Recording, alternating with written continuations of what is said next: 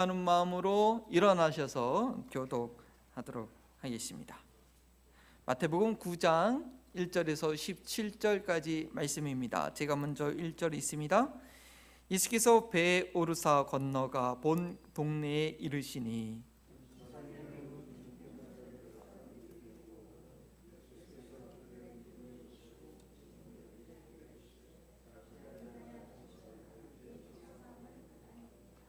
어떤 서기관들이 속으로 이르되 이 사람이 신성을 모독하도다.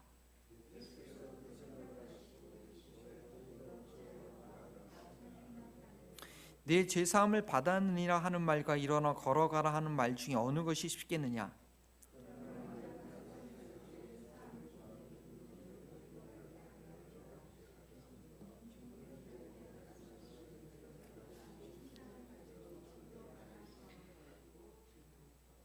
그가 일어나 집으로 돌아가거늘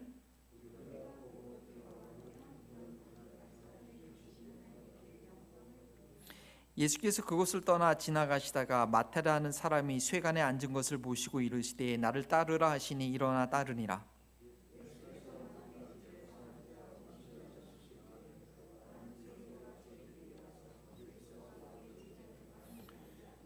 바리새인들이 보고 그의 제자들에게 이르되 어찌하여 너희 선생은 세리와 죄인들과 함께 잡수시느냐?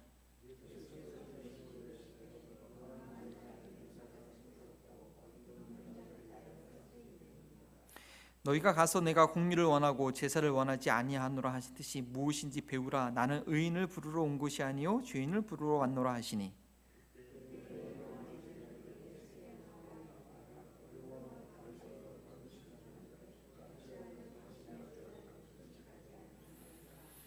예수께서 그들에게 이르시되 혼인집 손님들이 신랑과 함께 있을 동안에 슬퍼할 수 있느냐? 그러나 신랑을 빼앗을 날이 이르리니 그때는 금식할 것이니라.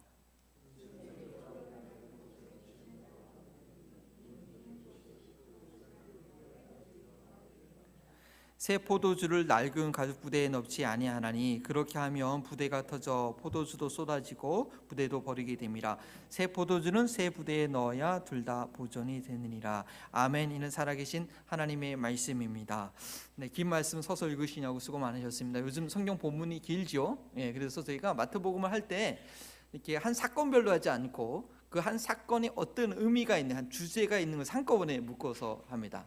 이제 복음서를 4복음서를 비교해 보면 똑같은 사건인데도 순서가 좀 다르게 배정되어 있죠. 왜냐하면 각 그 저자가 쓸 때에 어떤 의도를 가지고 전하고 싶은 메시지가 있기 때문에 그렇게 좀 똑같은 사건인데도 구성이 다릅니다. 특히 오늘 같은 본문은 이 사건은요 마가복음이나 누가복음이나 마태복음이나 그 사건 순서가 동일하게 일어나고 있어서요.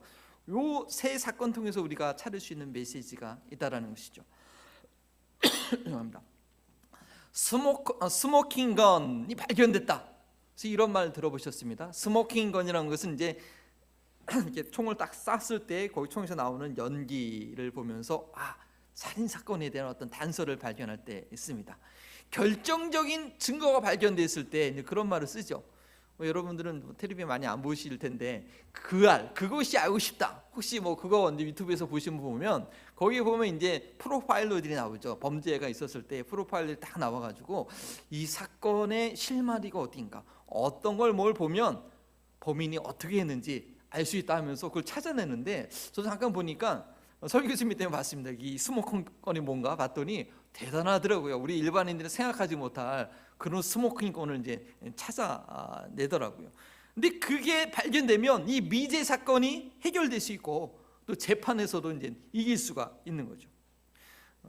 또 그것과는 좀 방향성은 다르지만 저희가 또 함께 오늘 나누고자 하는 것은 오늘 본문 말씀을 통해서 모든 인생들이 겪고 있는 그런 어려운 문제들, 해결 안 되는 그 인생의 미제 문제들을 해결할 수 있는 스모킹건을 발견할 수 있게 되길 바랍니다. 도대체 해결되지 않는 문제, 원인이 뭔지도 몰라. 이거 왜 일어나는지를 알 수도 없어.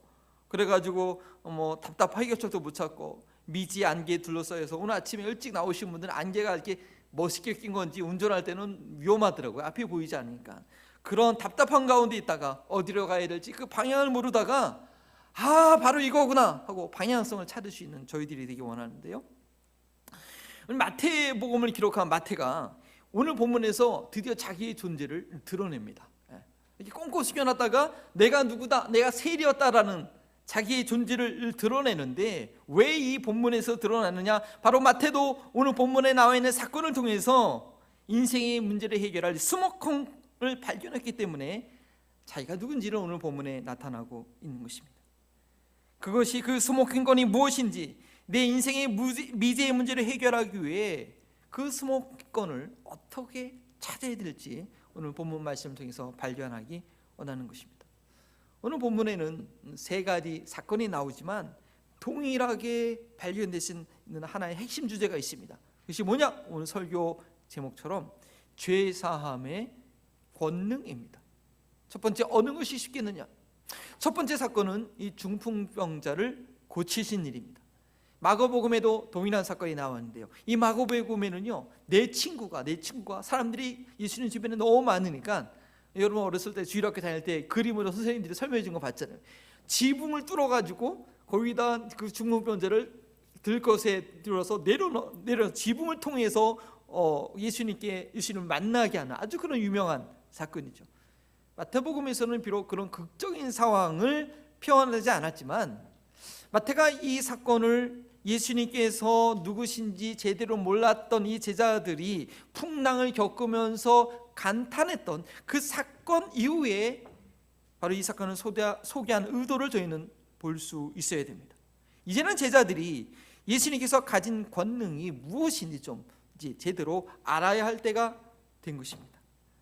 중풍병으로 온몸을 가리지 못한 환자를 사람들이 들것에 실어서 예수님께 힘겹게 들어왔을 때 예수님께서는 그들의 믿음을 보시고 중풍병자에게 뭐라고 말씀하셨습니까? 원래 해오던 대로 한다면 그 질병을 그냥 고쳐 주시는 것입니다. 그러나 예수님께서 그렇게 하시지 않았죠. 정말 의외의 말씀하십니다. 뭐라고 말씀하셨죠? 소자야, 작은 자야, 안심하라. 그러고 나서 병을 고쳐주신 게 아니라 내 죄사함을 받았느니라 라는 그런 말을 했습니다. 이거 어찌 보면 참 기분 나쁘고 답답한 소리일 수 있습니다.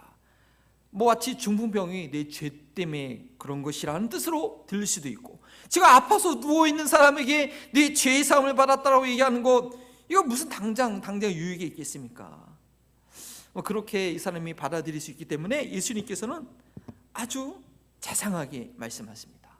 작은 자야, 아이야 하면서 말씀하십니다. 마태복음의 기록에 의한다면 지붕을 뚫고 올라갔기 때문에 이 중풍병자를 데려간 사람들은 어른들이었겠죠. 그리고 이 중풍병자도 어른일 성인일 가능성이 많습니다. 그러나 나이가 많든 적든 예수님 앞에서는 우리 모두가 아이라는 것이죠. 아이일 뿐이라는 것이죠. 그리고 어린아이와 같은 마음일 때 예수님께 합당한 것입니다. 작은 자야, 옛날 개혁성경에는 소자야 그렇게 되어 있는데 작은 자야, 이 사람의 심령이 잘 준비가 되어 있다는 듯한 그런 인상으로 아주 상냥하게 불러주십니다. 그리고 걱정하지 말라고 얘기하십니다. 근심하지 말라고 말씀하십니다. 당장 책임져 주실 듯이 말하십니다. 그렇기 때문에 그 이후에 내 죄사함을 받았느니라 라는 이 말이 이 중풍병자에게 기분 나쁘거나 위협적인 말은 아닐 것입니다. 그러나 단 한 가지, 이 예수님 주변에 있던 이 서기관들에게는 아주 꺼리낌이 되는 말이었습니다. 누가복음에 보면 똑같은 사건인데 예수님의 능력의 치유의 사건을 보고 바리새인들과 서기관들과 율법학자들이 많이 그 주변에 모여 있다라고 되어 있습니다. 그 주변에 많은 종교지도자들이 과연 예수님께서 어떻게 가르치시고 사람들을 치유하시나 이렇게 보러 왔었습니다. 그리고 이들은 누구보다도 구약의 율법을 너무나 잘 알고 있었기 때문에 예수님께서 중풍병자에게 죄가 사했다는 말을 했을 때 놀랄 수밖에 없었죠. 그리고 속으로 생각했습니다. 아니, 누가 감히 죄를 사하셨다고 말할 수 있는가? 그것은 하나님께서만 할 수 있는 일인데 자기가 하나님이라도 된다는 말이야?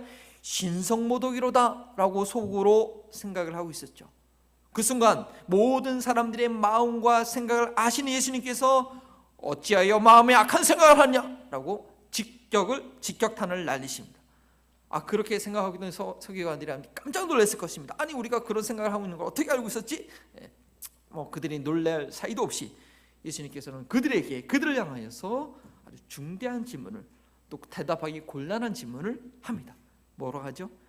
죄사함을 받았느니라 하는 말과 이러라 걸어가라 하는 말 중에서 어느 것이 더 쉽겠느냐? 여러분들은 어떻게 생각하십니까? 여러분 이 본문을 읽을 때마다 이것을 어떻게 생각하시죠? 과연 죄사함을 받았느니라 이런 말과 일어나 걸어가라, 어떤 말이 더 쉬운 말일까요? 다른 주석에도 있는 내용인데 인간적인 입장에서 볼 때는 일어나 걸어가라 하는 말이 훨씬 어려운 말입니다. 왜냐하면 그 말한 결과가 당장 눈에 보이잖아요. 그래서 만약 걷지 못한다고 한다면 예수님이 한 말은 빈말이 된 거니까 이게 쉽게 할 수 있는 말이 아니라는 거죠, 인간적인 입장에서는. 그래서 예수님께서 내 제사함을 받았느니라 라고, 그래서 그렇게 말한 걸까요? 아니 사람들이 고쳐달라고 몰려왔는데 고칠 자신이 없어서 그 위기를 모면하고자 이렇게 쉬운 말을 한 것일까요? 아니죠. 예수님은 그동안의 사건을 볼 때 충분히 고치고도 남는 분이죠.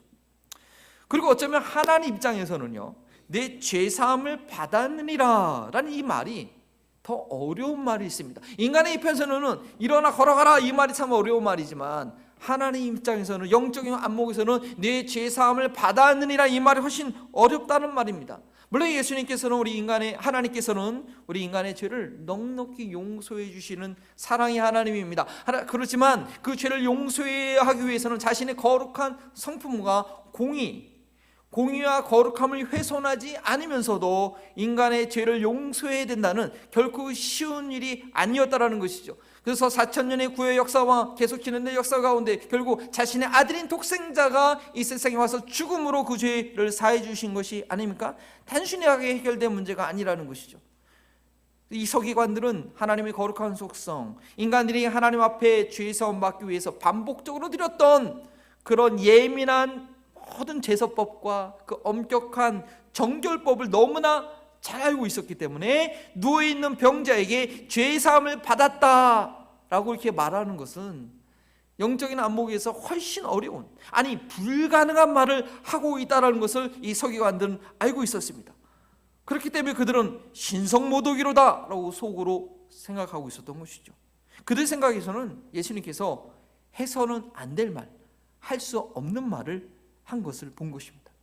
그러나 예수님은 바로 그 순간을 포착하셨습니다. 서기관들이 익히 알고 있듯이 정말 할 수 없는 말, 어려운 말이지만, 정말 그것이 어려운 말이지만 예수님께서는 그 말을 할 수 있는 분이라는 것을 증명해 보이신 것입니다. 결코 사람의 입장에서 하기 어려운 말, 일어나 걸어라 라는 것을 피하기 위해서 그 결과가 드러나지 않는 죄사함을 받았느니라 라고 말씀하신 것이 아니라, 하나님 입장에서는 더 어려운 말이지만, 사람의 입장에서는 그 결과가 드러나지 않지만 그것이 사실임을, 그것이 정말임을, 그런 권세가 있음을, 그 말이 실제가 되게 하기 위해서 나중에는 이 중풍병자의 병도 고치신 거죠. 우리는 여기서 인생의 어려운 문제를 해결할 수 있는 실마리 스모킹 건이 발생한 것을 볼 수 있어야 됩니다. 만약 예수님께서 지금까지 해오셨듯이 사람들의 요청에 따라서 그저 문제를 해결해 주셨다면, 질병을 고쳐주시고 귀신을 쫓아주신 것으로 끝내고 말았다면, 인생들은 계속해서 반복되는 문제 가운데 그 원인을 알지 못하고 그저 문제 해결해주세요, 예수님 이걸 해결해주세요, 예수님 이 기도 응답해주세요, 예수님 이거 해결해주세요, 맨날 그렇게 밑 빠진 독에 물만 채워넣는 그런 인생이 되고 말았을 것입니다. 그러나 예수님께서는 작은 자야 안심하라, 내 죄사함을 받았느니라고 말씀해 줌으로써 갖가지 여러 가지 날마다 터지는 그 문제의 원인을 알고 해결해 주신 것입니다. 정말 우리에게 필요한 것이 무엇인지를 드디어 알려주신 것입니다. 저희가 믿음 생활하면서 기도 응답을 통해서 어떤 문제를 해결받았던지 저희가 먼저 알아야 되고 확신해야 될 것은, 아하, 내가 죄인이로구나, 내 죄 때문에 그렇구나, 나는 역시 예수님이 필요한 죄인이구나. 어떤 좋은 응답을 받았을 때, 문제 해결됐을 때, 역시 하나님 좋으신 분이야, 역시 하나님 대단하시오, 그럼 그렇지, 그 전에 내가 죄인으로서이다, 그렇죠? 베드로가 예수님 앞에서 그 물고기를 엄청 받았을 때 뭐라고 얘기합니까? 나는 죄인으로서이라 나를 떠나가소서 얘기했던 것처럼 문제 해결함을 받을 때마다 뇌재 때문에 그렇구나 라는 것을 저희는 알 수 있어야 됩니다. 그 확신이 더 들어야 되는 것입니다. 왜냐? 결국 인생의 모든 문제는 죄의 문제예요. 그 죄의 문제를 해결해 주실 수 있는 분은 예수님밖에 없기 때문입니다. 그것에 대한 확신을 가져야 되는 것입니다. 치유함을 받은 중풍병자와 그를 예수님께 믿음으로 데리고 왔던 사람들은 그런 확신을 할 수 있었던 기적을 경험했습니다. 그러나 예수님의 그 선언에 대해서 신성모독이로다 하고 악한 생각을 했던 이들은 그 기적의 현장에 있으면서도 예수님께서 보여주신 이 스모킹건을 제대로 붙잡지 못했습니다. 눈뜬 장님이었습니다. 왜 그들이 그러한 모습을 보였는지는 다음 사건에서 우리는 알 수 있습니다. 두 번째, 죄인을 부르러 왔노라. 9절부터 나오는 사건은, 그 이후의 사건은 세관에 앉아있던 마태를 부르시는 장면입니다. 예수님께서 중풍병자를 고치시고 다른 곳으로 이동하시면서 마태가 사람들에게 세금을 걷고 있는 장면을 보십니다. 예수 영화를 혹시 보신 적이 있나요? 한 번도 안 보신 분들은 예수님의 사역을 그림으로 이렇게 영화로 만든 것을 현대적으로 잘 만든 영화도 있습니다. 한 번 정도 보시면 참 성경에 있는 데 도움이 될 것입니다. 그 장면을 보신 분들은 장면이 그려질 거예요. 사람들이 여러 가지 물건을 가지고 쭉 길을 서고 있습니다. 그리고 마태는 양쪽에 로마 군사를 딱 데리고서 대동하고 앉아서 사람들로부터 물건을 받으며 이거 세금에 합당하네, 그래 너는 더 부족해 하고 돌려보내기로 하고 막 사람들은 막 애원하고 막 그런 모습들이 있습니다. 누가 보더라도 이 세리장이 세금을 걷고 있는 식민지 살이를 해야 되는 이스라엘 민족으로서는 참으로 씁쓸한, 한 달에 한 번 꼭 경험해야 되는, 아니 분기별로 경험해야 되는 그런 씁쓸한 장면이 금방 눈에 띄는 것이고 예수님도 그것을 보았습니다. 그리고 예수님께서는 그 암울한 장면의 주인공인 마태를 부르시는 것입니다. 한마디 하죠. 나를 따르라. 근데 이때 마태의 반응이 놀랐습니다. 바로 그 자리를 털 일어나고 로마 군인들이 너 어디가? 신경 쓰지 않고 그 자리에 일어나서 예수님을 바로 따르게 됩니다. 마태가 이렇게 결단할 수 있었던 그 이유는 무엇이었을까요? 마태는 긴 설명보다는 그 다음 장면을 생생하게 보여주고 있습니다. 예수님께서 모든 동네 사람들이 꺼려하는 그 집을 앞을 지나갈 때마다 에이 몹쓸 인간 말종, 아이고 재수없어 하고 침을 탁탁 뱉고 지나가던 그 마태의 집에 마태한테 나를 따르라 해놓고서는 어디로 가시냐? 바로 마태의 집으로 들어간 것입니다. 그리고 그곳에서 많은 세리들과 죄인들과 함께 식사를 하셨습니다. 마치 오늘날로 말하면 이 폭력과 술 취함이 난무한 이 클럽 바에 들어간 것이나 마찬가지고 음행의 유혹이 가득한 그런 홍등가의 발길을 들여놓은 것이나 마찬가지입니다. 당시 세리는 모든 백성들을 불행한 삶으로, 힘든 삶으로 몰아넣는 매국노요, 돈밖에 모르는 욕심쟁이요, 다른 사람들의 피를 빨아먹는 그런 냉혈인간이었죠. 그래서 아침에 거리에 딱 내가 나섰는데 어떤 세리 한 명을 만났다. 그러면 그날 하루 종일 재수 없는 날이 그런 되는 것입니다. 세리와 죄인들이 함께 식사를 했다고 했는데 죄인들이 누군지 구체적으로 써있지는 않지만 당시의 대표적인 죄인은 세리였기 때문에 세리와 죄인들이라고 하면 충분한 것이 되는 것입니다. 이렇게 마태는 자신이 예수님을 따랐던 이유를 예수님께서 죄인들과 함께하는 그 식사 모습을 통해서 보여주는 것입니다. 그가 보았던 스모킹건이 무엇인지 알려주는 것입니다. 뭐냐? 예수님은 의인을 위해서 오신 분이 아니라 나 같은, 자신과 같은 죄인을 위해서 오셨다라는 것을 이 마태가 확신했기 때문에 주저없이 예수님을 따를 수 있었습니다. 병자인 자신이 의원 대신 예수님을께 나아가는 것은 너무나 당연하다고 예수님의 말씀을 인용해서 우리 자신을 설명하고 있는 것입니다. 예수님에 대한 소문은 가버나움에 있는 마태도 느끼 알았을 것입니다. 그때 사람들이 날마다 만나서 무슨 얘기를 할까요? 우리도 가끔 만나면 신문 미디어에 맨날 오르는 그 누구 정치 얘기 어떤 얘기 그건 대화 세도 않습니까? 그 당시 사람들이 만나면은 야 예수님이 누구를 고치셨대, 예수님이 율법에 대해서 이렇게 가르치셨대. 사람들 만날 때마다 다들 하는 얘기가 그 얘기였을 거예요. 그 가버나움뿐만 아니라 갈릴리와 유다와 사마리아와 심지어는 유대의 종교 지도자까지 야, 어제는 저 갈릴리에 있는 그 예수가 이런 일 할 때 뭐 만나면 늘 얘기하는 거죠. 우리가 뉴스 틀면 맨날 그 얘기 나오는 것처럼. 근데 이 마태는 뭡니까? 이 가버나움 지역이 세리 지역이니까 각 가정에 뭐 숟가락이 몇 개인지 다 속속히 아는 사람 아닙니까? 그러니까 그 가버나움에서 예수님이 사역하셨으니 베드로, 이 마태가 얼마나 보고 싶고 이 흥미가 가겠습니까? 비록 자기는 사람들에게 외면을 받고 있지만 예수님을 직접 한번 보고 싶었을 것입니다.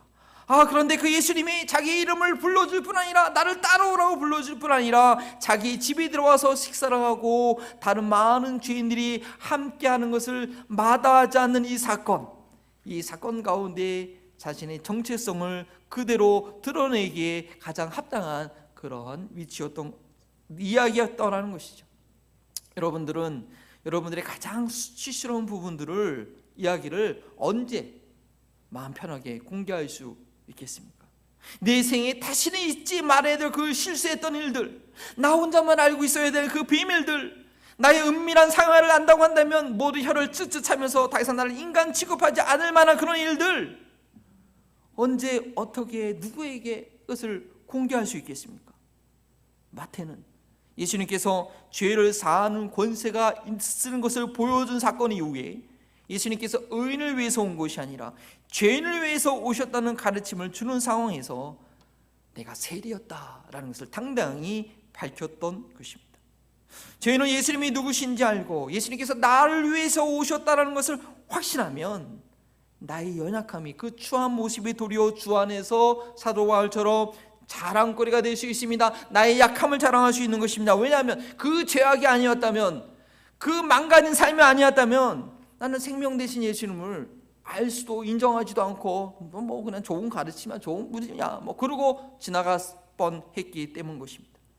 당시의 바리새인들은 그렇게 예수님을 제대로 만나지 못했습니다. 물론 훌륭한 율법 선생이요, 기적을 행하신 분으로 그걸 자신을 부정할 수 없었지만 예수님이 왜 오셨는지, 자기들을 위해서 오신 분이라고는 그들은 만나지 못했던 것입니다. 자신이 죄인이라는 것을 너무나 자타하고 공유하는 죄인이었던 마태는 예수님께서 자신의 집에 오셔서 죄인들과 함께 식사하는 것을 보고 예수님을 진정으로 발견하는, 그 죄인들이 죄들과 함께 식사하시는 것이 예수님을 진정으로 발견케 하는 그런 스모킹건이 되었지만, 바리새인들은 지금 모든 이스라엘 가운데 거룩한 선생으로 맨날 매일같이 메시미디에 그 이름이 오르가는 그런 거룩한 주목받는 선생님인데, 그 선생님이 어떻게 세리와 죄인들과 같이 식사를 하면서 이 유대인들의 체면을 구길 수 있느냐, 예수님의 제자들을 찾아와서 따지고 있는 것입니다.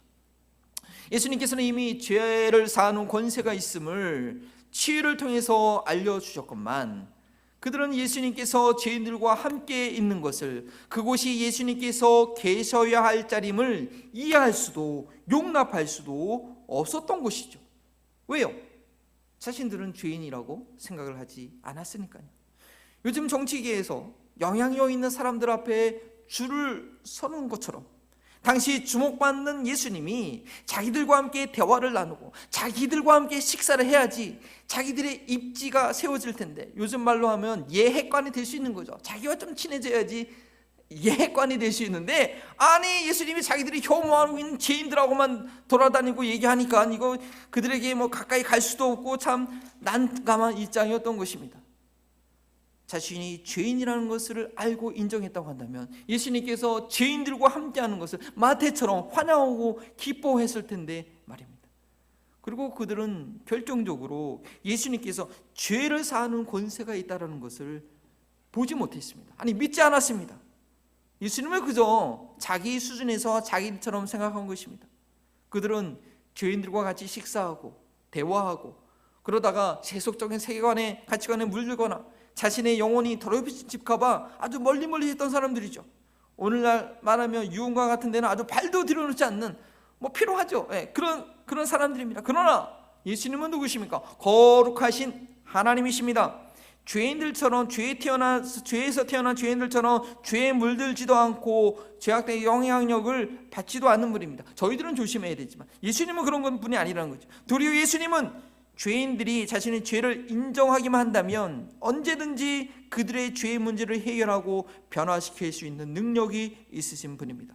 그 죄인들이 거룩하신 예수님 앞에서 제대로 서기만 한다면 자신들의 죄악된 모습을 보고 스스로 인정할 수밖에 없을 것입니다. 그러나 예수님을 하나님의 아들로 믿지 못하는 이들은 예수님을 제대로 보지 못하는 것이요, 자신의 죄악된 모습도 보지 못하고 예수님을 욕되게 하는 악에 찬 반응을 밖에 하지 못하는 것입니다. 자신의 죄악됨을 보지 못한 이들은 예수님의 삶과 사역을 통해서 예수님의 진정한 모습을 발견할 수 있는 스모킹건을 찾을 수가 없는 것입니다. 아픈 사람은 의사를 찾아가 약을 처방받아서 먹는 것이 당연하지만 자신이 아픈지 모르는 사람은, 통증을 느끼지 못하는 사람은, 문득면처럼 살이 떨어져 나가도 아픔을 느끼지 못하는 사람들은 요즘 병원 가는 게 얼마나 비쌉니까? 비싼 돈을 지불하면서 의사를 만날 이유가 없는 것입니다. 따라서 그들의 삶의 문제의 원인을 발견하지도 못한 채 영원한 미제 가운데 살게 되는 것입니다. 우리 인생의 가장 궁극적인 문제는 생명 내신 창조주 하나님과 분리된 문제예요. 분리된 원인은 죄 때문입니다. 죄 가운데 태어나서 하나님을 알지 못하고 스스로 하나님을 알지 못하니까 어떻게 돼요? 자기가 하나님이 되는 거죠. 그래서 하나님을 대적하는 삶을 살고 있기 때문에 삶에 여러 가지 문제들이 일어나는 것입니다.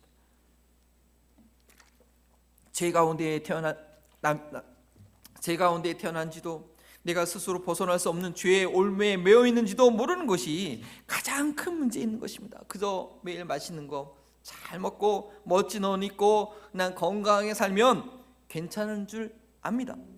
양심의 꺼림길에 행동하지 않고 남들에게 피해 주지 않고 가끔 어려운 사람들 좀 도와주면서 살면 내가 괜찮은 사람인 줄 압니다. 매일매일 하루하루가 죽음을 향해 가는 그 시간에서 내가 벗어날 수 없다는 것을 그 누구도 부정할 수 없지만 그 마지막 결과 지점을 좀 심각하게 받아들이지 않습니다. 곧 죽을 목숨을 가지고 있다는 것이 너무나 자명한데 자신이 갖고 있는 생명의 한계를 깨닫지 못합니다. 죽음 후에 창조주 하나님 앞에서의 심판이 있는데 스스로 잘난 맛에 살아가고 있었으니 자신의 생각과 자신의 모든 행동과 말과 은밀한 생각에 대해서 냉혹한 심판이 있을 것이라는 것 전혀 생각을 하지 못하고 삽니다. 그저 자기 수준에서 잘 살면 괜찮을 줄 압니다. 그러니까 자기가 입고 있는 이 썩어져 없을 옷을 버리지 못하는 것입니다. 그저 썩어질 옷에 옷 무늬만 잘 나면 괜찮은 줄 압니다. 찢어진 옷을 꿰매며 영원히 사용할 수 있을 것 같이 그 찢어진 옷을 붙들고 있는 것입니다. 그래서 주님은 새 포도주는 새 부대의 말씀을 가르쳐 주십니다. 이에 새 부대는 새 포도주는 새 부대에 담아야 되고 낡은 옷에 새 천을 붙여서는 안 된다라는 진리를 가르쳐 주신 것입니다. 어떤 상황에서 이것을 가르쳐 주셨는가 하면 예수님께서는 의인을 부르러 온 것이 아니요 죄인을 부르러 온 것이라고 가르쳐 주고 계실 때 바로 그때 침례 요한의 제자들이 예수님을 찾아옵니다. 침례 요한은 누구입니까? 이 침례 요한은 지금 당시에 보면 4장 예수님께서 공생애를 시작할 때 옥에 갇히지 않습니까? 아직도 이 침례 요한은 옥에 갇혀 있었는데요. 이 침례 요한은 예수님께서 침례 받으실 때 이는 하나님의 어린 양이로다 메시아다라고 얘기해 줬을 때 안드레와 요한이 침례 요한의 제자였던 요한이 예수님을 따라가게 되지 않았습니까? 그런데 그 나머지 침례 요한의 제자들은 그 위에 예수님을 따라가지 않는 듯합니다. 그래서 그들은 예수님을 잘 알지 못했고 지금 자기의 스승은 옥에 갇혀 있는데 예수님은 승승장구하니까 아주 답답한 것입니다. 그때 그들이 예수님께 질문을 하고 있는 것입니다. 다시 오랫동안 이 이방 나라의 지배를 받고 있던 이스라엘 사람들은 금식하면서 기도하는 것이 그들의 괴로움을 하나님께 아뢰는 아주 중요한 영적인 행위였습니다. 이스라엘 회복을 원하는 그런 경건한 하나님의 사람이라고 한다면 율법이 요구하는 것 이상으로 일주일에 이틀 이상 금식하며 애통함으로 하나님께 열심히 기도해야 되는 것이 그 당시에 이스라엘의 회복을 원하는 그런 하나님 믿는 사람들의 보통 수준의 직분을 갖고 있는 사람들의 그런 당연한 행동이었다는 것이죠. 그래서 요한의 제자들도 금식하고 바리새인들도 금식을 했는데 그런데 지금 센세이션을 일으키고 있는 예수님의 제자들은 금식하는 게 안 보이는 거예요. 금식을 하지 않으니까 왜 금식하지 않냐고. 지금 우리의 선생 사도 침례 요한이 고기에 갇혀 있는데 금식해야 될 거 아니냐고 이렇게 하면서 의아하게 질문합니다. 왜 이들이 이런 질문을 했는가? 예수님에 대해서 잘 모르기 때문에 할 수밖에 없는 질문입니다. 이에 예수님께서 말씀하시죠. 혼인집 손님들이 신랑과 함께 있는 동안에 슬퍼할 수 있느냐? 결혼식장에 와서 아이고 어이고 하고 슬퍼할 수 있느냐? 친구들이 기쁘며 즐거워하며 이렇게 기뻐하는 것이죠. 예수님은 인간의 가장 근본적인 문제인 죄의 문제를 완벽하게 해결하기 위해서 오신 분입니다. 중풍병자를 치유하는 사건을 통해서 그 권능을 보여주셨습니다. 죄사함은 인류 역사 가운데 가장 중요한 문제인데 그 문제를 해결하는 결정적인 순간에 지금 임박하고 있음을 중풍병자를 치유함을 통해서 지금 보여주고 있는 것입니다. 아담과 하와의 타락 이후에 인류는 죄로 물든 그런 역사였지만 이제 후로는 죄속함을 온 세계에 전파할 수 있는 그런 순간이 다가오고 있는 것입니다. 맨날 깨지고 상하고 그런 역사 가운데 이제 그 죄의 문제를 드디어 해결할 수 있는 그 순간이 오고 있다는 것입니다. 십자가에서 속죄의 죽음을 당하시고 3일 만에 부활하신 예수님께서 승천하시기 전에 제자들에게 이렇게 당부하신 것입니다. 또 그 이름으로 죄의 사함을 얻게 하는 회개가 예루살렘에서 시작하여 모든 족속에게 전파될 것이 기록되었으니 너희는 이 모든 일에 증인이라. 제자들이 예수님과 함께하는 시간들은 온 인류의 문제가 해결되는 정점을 향해서 가는 그 증인으로서 함께하는 감격과 기쁨의 순간들이었습니다. 제자들은 예수님과 함께하면서 드디어 인류의 문제가 해결된다는 그 사건을 증거할 수 있는, 증인할 수 있는 예수님과 함께하는 기쁨의 순간이었다는 것이죠. 인류가 그동안 빨리 죄에서 해방된 날을 눈물을 흘리며 때로는 애타게 금식하며 그 구원의 날이 속히 오기를 기도했는데 이제 그 날이 응답으로 왔으니 금식할 것이 아니라 기쁨으로 신랑과 함께 그 사역의 순간을 즐기는 것입니다. 여러분 춘향전 잘 아시죠? 이 춘향전의 춘향이가 이모룡이 과거 시험을 보러 한양에 가 있는 동안에는 이 변학도의 미혹과 능력으로 인해서 괴로워하며 눈물을 흘릴 수밖에 없었지만 이몽룡이 장원급제하여서 들어왔을 때는 더 이상 괴로워하는 것이 아니라 언약을 맺었던 이몽룡을 만나서 기쁨을 누리는 것이 아니겠습니까? 예수 그리스도를 만난 영혼은 인생의 참된 기쁨을 누립니다. 죽어가고 있는 생명이 아니라 날마다 죽음을 가는 생명이 아니라 영원한 생명을 소유했기 때문입니다. 이 세상에 그 무엇으로도 얻을 수 없는 기쁨이 있습니다. 생명 대신 예수님 외에는 절대 줄 수 없는 기쁨과 환희가 예수님을 믿는 사람에게 있는 것입니다. 그런데 그 기쁨을 담으려면 새로운 부대를 준비해야 됩니다. 헌 부대로는 담을 수가 없습니다. 오히려 그 헌 부대는 터져버리게 됩니다. 예수님께서는 신랑과 함께 있는 동안에 금식하는 것이 아니라 기뻐해야 한다고 하면서 생배의 조각은 낡은 옷에 붙이면 안 된다고 하면서 새 포도주는 새 낡은 부대가 아니라 새 부대에 담으라고 가르쳐 주셨습니다. 예수 그리스도를 만난다는 것, 예수 그리스도를 믿는다는 것은 완전히 새로운 부대가 되는 것입니다. 옛 사람을 벗어 던지는 것입니다. 나의 옛 것을 주장해서는 예수 그리스도를 온전히 만날 수 없습니다.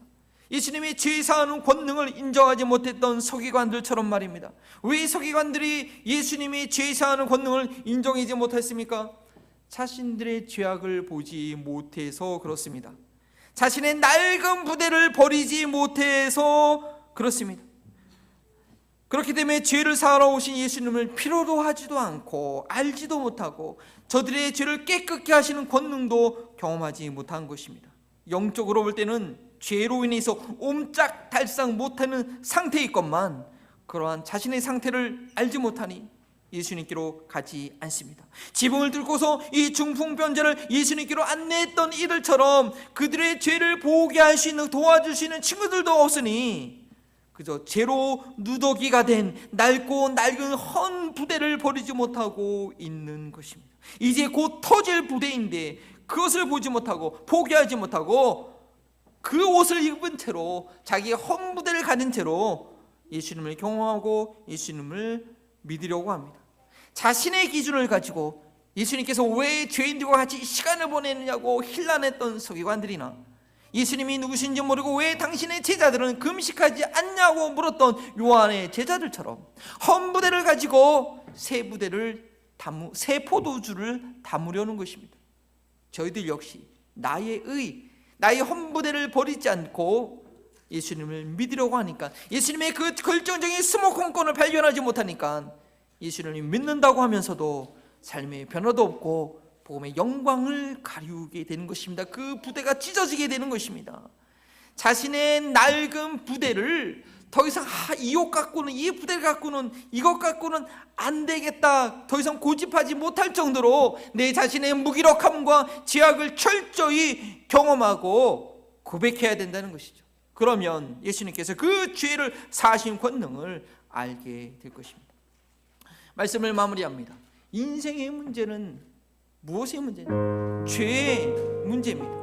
우리는 예수님의 삶과 사역을 통해서 그 인생의 문제를 해결할 수 있는 스모컨권을 발견할 수 있어야 되는데, 그 스모컨권이란 바로 예수님께서는 죄를 사하는 권능이 있다라는 것이죠.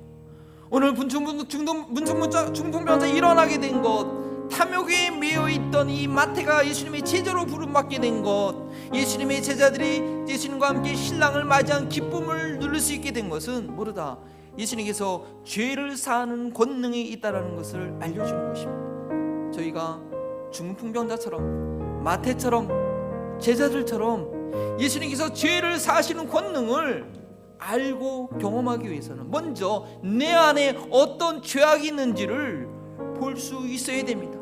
다른 사람들의 부족과 죄악에 대해서 감히 정죄할 수 없을 만큼 먼저 내 안에 있는 그런 뿌리 깊은 그 부패성을 하나님의 아들이신 예수님의 거룩하심 앞에서 발견할 수 있어야 되는 것입니다. 더 이상 나의 헌 부대를 고집하지 않고 나의 헌 옷을 주섬주섬 기우려고 하지 말고 예수님으로부터 죄 용서함을 받아야 됨을, 죄 사함이 필요하다는 현실을, 나의 존재를 인정해야 되는 것입니다. 그러나 한 가지 우리가 착각하지 말아야 될 것은, 죄 사함을 받았다라는 것은 자기 확신이나 어떤 그런 추상적인 개념이 절대로 아니라는 것이죠. 하나님과의 관계가 죄사함을 통하여서 하나님의 진노하신 하나님과 그 관계에 있다가 하나님과 회복됐다는 것을 보여줄 수 있어야 됩니다. 죄사함을 받은 이 중풍병자는 건강 회복의 소원도 응답되어서 바로 그 자리에서 걸어갈 수 있게 되었습니다. 예수님께서 나 같은 죄인 위하여서 오신 분이라는 것을 확신했던 마태는 바로 그 자리에서 이 세리의 자리를 벗어버리고 예수님을 따라가게 된 것입니다. 죄사함은 삶에 바로 영향을 끼치고 삶과 연결되는 것입니다. 죄사함을 받아서 하나님과 연결된 삶이 되었기 때문에 내 안에 계신 성령으로 말미암아 죄를 거부하고 죄를 이길 수 있는 그런 능력이, 그런 힘이 우리에게 부여된 것입니다.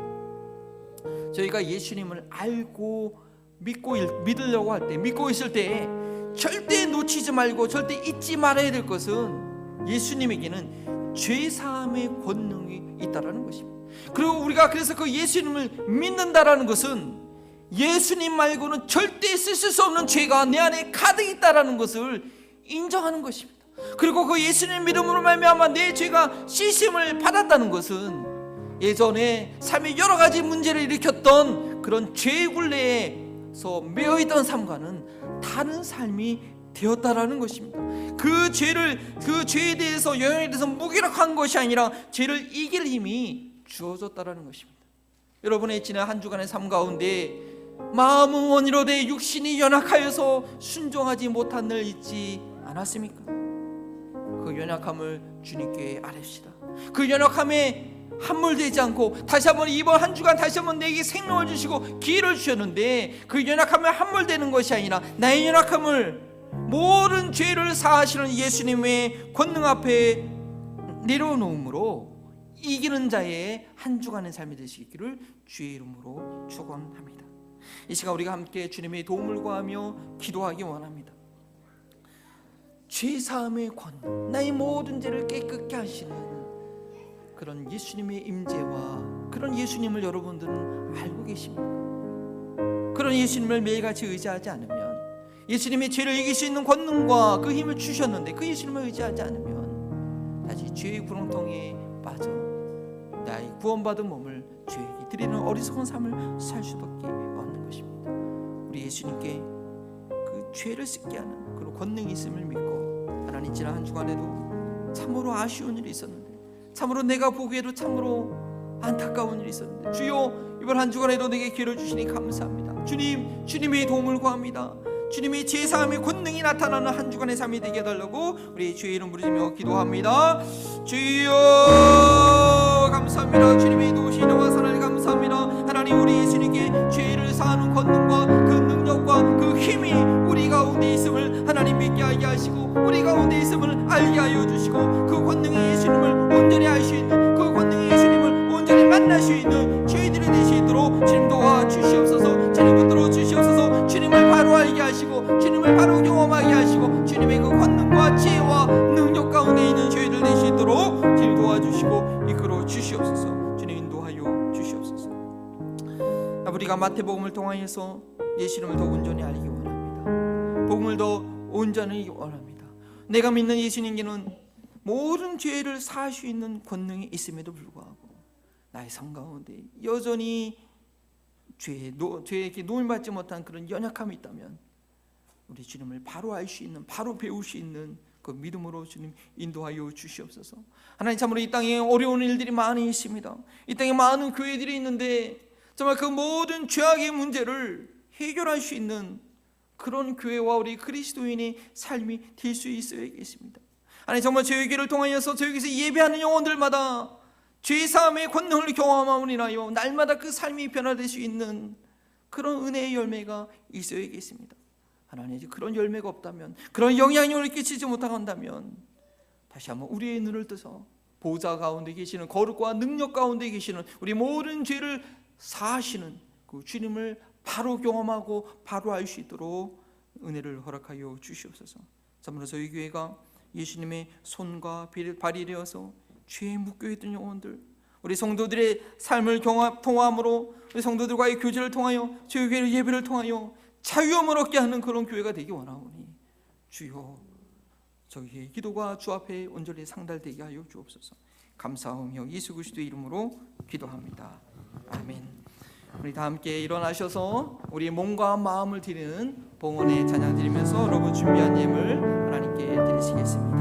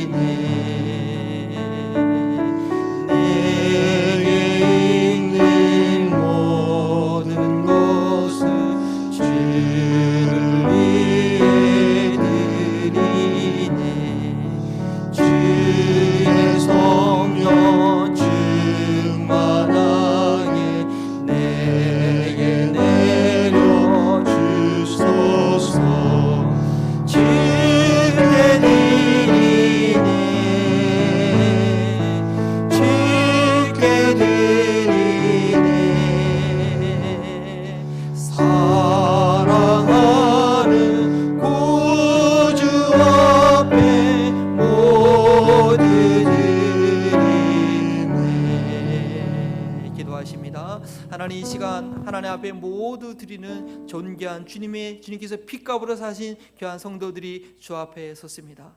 이번 한 주간의 삶도 주님께 맡깁니다. 하나님께서 주신 모든 복 하나님의 영광 위에서 드리오니 온전히 주님께 책임 맡겨진 그런 복된 삶 되게 하여 주시옵소서. 이번 한 주간의 가정과 직장과 사업장 가운데 어떤 악한 원수마귀로 감히 손대지 못하는 주님의 죄사함의 권능 가운데 있는 귀한 성도들의 삶 되게 하여 주시옵소서. 감사하며 예수 그리스도의 이름으로 기도합니다. 아멘. 이제는 그의 피로 우리를 죄에서 해방하신 성자 예수 그리스도의 은혜와 예수 그리스도로 인하여 우리의 죄를 늘 용서해 주시기를 기뻐하시는 성부 하나님의 사랑하심과 죄를 거부하고 죄와 싸울 힘을 주시는 성령 하나님의 교통하심이 이번 한 주간도 죄를 사하시는 주님의 능력 안에 살아가기를 소원하는 우리 사랑하는 한마음버린 통교회 모든 성도들과 이 지역사회와 이 속죄함의 복음을 두고 땅끝까지 가서 목숨을 주님께 바쳐 헌신하는 귀한 성교사님들 가운데 지금부터 영원토록 함께 하시기를 축원하옵나이다.